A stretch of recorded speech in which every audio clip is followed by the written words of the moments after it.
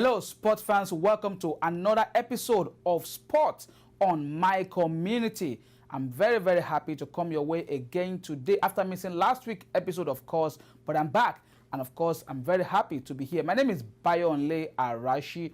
Tuesday was the 18th year anniversary of September 11th attack on the United States, where about 3,000 people from every part of the world lost their lives in that particular unfortunate event.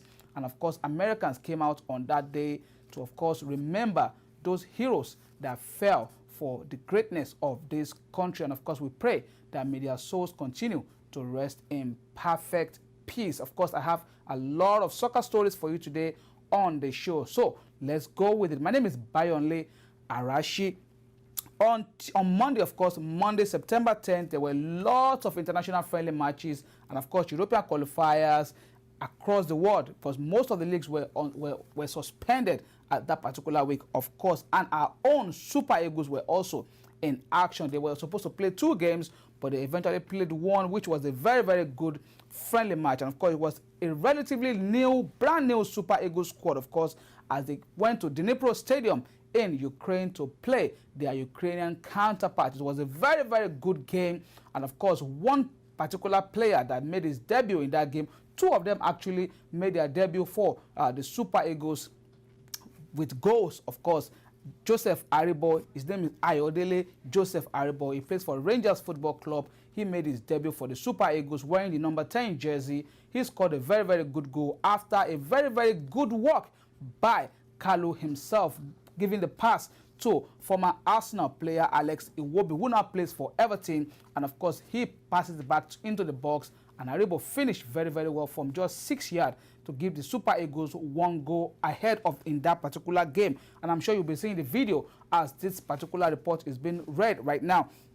And of course, seconds later, Villarreal starman Chukwueze Samuel of almost doubled the advantage for the Super Eagles in that game. They dominated the Ukrainians in the first half of that game, and they could have actually gone all the way to win that first half by 4 to 5 goals, but they didn't do very well. They didn't finish most of their goals. Some of them were selfish, but of course, it was a very good show by the Super Eagles. Of course, Victor Osimhen, the young star, he's in a very good form right now, and I really wish he can continue with that form. Already some very funny debate is already going on about him. Some people are already comparing him to the legendary Rashidi Yekini, but I think that is too far for all Super Eagles fans. Let us take it easy with the young man. Let him grow. Let him continue to play his game. But of course, he showed passion. He showed so much that he really wanted to play the game, and he wanted to play for the Super Eagles of Nigeria. He scored a penalty, making his debut for the Super Eagles by scoring that goal, of course, for via a penalty kick after Kalu was also brought down in the box as well. They went to the halftime by 2 goals, winning 2 goals to nothing. But of course, the Ukrainians came back strong in the second half when the guy that played left full back for Manchester City, Zinchenko, of course, that day he played the midfield for Ukraine. He just made a split pass behind the Super Eagles defense and finished very strongly to give Ukrainian 1 goal back against the Super Eagles. And of course, just as they were about to kick off the second, they scored the second. Of course, that goal shouldn't have stand. Of course, that goal was actually handled by the striker that finished that particular goal. His name was Yaremchuk. He shouldn't have gotten that goal. Shouldn't have been awarded to him, because after the goalkeeper Uzoho saved the ball, his hand actually deflected the ball back into the box. But of course, the referee went to consult with the assistant referee, and the AR said it was a goal. So the referee awarded it, and it ended 2 goals each for the 2 teams. So it was Super Eagles 2, Ukrainians, of course, 2 in that one. Very good game, I must say. Overall, I must give them about 7/10 overall in that game. They did very well. It shows that we have future for the Super Eagles.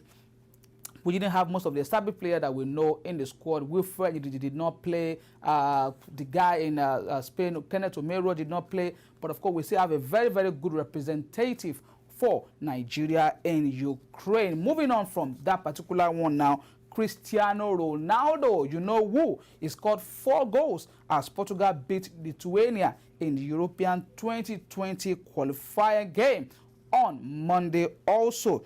The Juventus forward now has scored 93 international goals. Unbelievable. 16 just behind Iranian legend Ali Daei's world record. He scored an early penalty in that particular game before Viatatus and Reskovicius equalized for Lithuania. Ronaldo's 20-yard shot went in off the hand of Lithuania goalkeeper Anestas Setkus, of course, and they scored 2 more from Bernardo Silva passes. William Carvalho injury time give them the 5th goal, and of course giving Portugal a very, very big lead in that particular game against Lithuania. Cristiano Ronaldo is 34 years old. He has scored 93 international goals for Portugal. Do you think this guy is stoppable? I think absolutely not. I think he is unstoppable. He is definitely in a class of his own. And of course, don't doubt him. He might just beat that record being currently held by that Iranian legend as well. All the best from here to Cristiano Ronaldo. And we look forward to seeing him in the UEFA Champions League this season, of course, along with his fierce rival Lionel Messi doing their thing in Europe as well. Finally on the show, Peru, they ended Brazil's 17-match unbeaten run with a 1-0 friendly win in Los Angeles on Monday night. Of course, Luis Abraham scored the only goal in the 84th minute, inflicting the first defeat in over a year on the 5-time world champions Brazil. Of course, the introduction of forward Neymar, Vinicius Jr., Lucas Paqueta and Bruno Henrique at halftime made little difference to an off-color Brazil. They were off-color in that game. They were just everywhere. They didn't do what we know they can do best as Samba boys as they are. Brazil did defeated Peru in the final of Copa America earlier in July this year, why they were able to. So it was like a revenge for Peru on American soil on Monday night.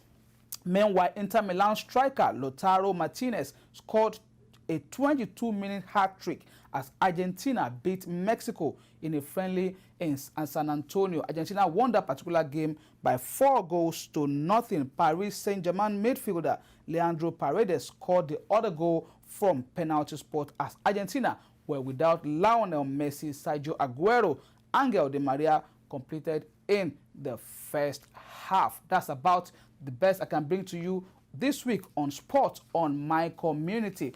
I'll start showing you guys something very special from next week on the show as we prepare for the 2022 World Cup in Qatar. Of course, a few weeks ago, they launched the official emblem of that particular championship, and I hope I have a very, very big impact in that particular tournament. So till next week when I see you guys, God willing, my name is Bayo Onlearashi. Keep doing sport. Bye-bye now.